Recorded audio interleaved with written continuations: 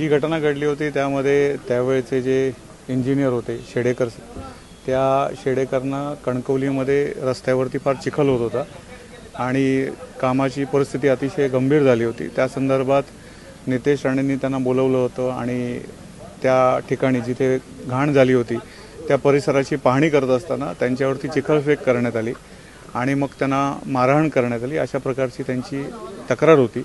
त्या तक्रारीवरून भारतीय दंडविधान कलम 353 आणि त्याच्यासोबत 504, 506 वगैरे इतर गुन्ह्यांअंतर्गत एक गुन्हा दाखल झाला होता। त्या गुन्ह्याचा तपास होऊन नितेश राणे व त्यांच्यासोबत इतर सर्व आरोपींच्या विरुद्ध दोषारोपपत्र दाखल करण्यात आलं होतं। त्याची ती ट्रायल आता कोर्टासमोर चालली आणि त्यामध्ये अतिशय महत्त्वाचे जे गुन्हे होते 353 असेल किंवा त्यासोबत जे महत्त्वाचे गुन्हे होते त्यामध्ये सर्व गुन्ह्यामध्ये नितेश राणे यांची आणि सोबत सर्व आरोपींची निर्दोष मुक्तता करण्यात आलेली आहे।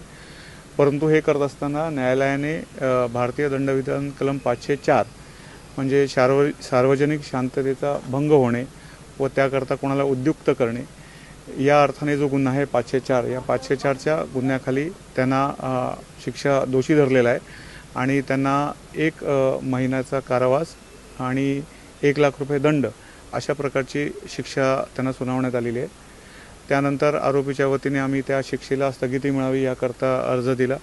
तो अर्ज मान्य करण्यात आलेला आहे आणि त्यांना शिक्षेला स्थगिती देण्यात आलेली आहे। अन्य आरोपींचं काय झालं? अन्य सर्व आरोपींची निर्दोष मुक्तता झाली आहे सर्व गुन्ह्यातून। फक्त त्या नितेश राणे यांना 504 या सेक्शन अंतर्गत दोषी धरण्यात आलेलं आहे। मात्र आता ज्या अर्जामध्ये आपण जो अर्ज केला आहे त्याच्या अनुषंगाने काय निकाल देण्यात आला? आम्ही जो